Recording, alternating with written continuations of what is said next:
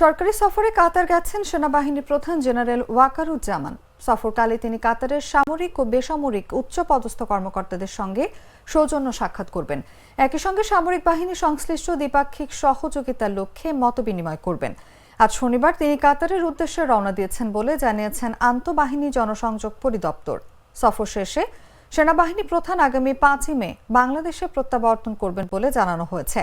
এর আগে গত 6 এপ্রিল সরকারি সফরে রাশিয়া এবং 10 এপ্রিল ক্রোয়েশিয়া গিয়েছিলেন সেনাপ্রধান ওয়াকারুজ্জামান।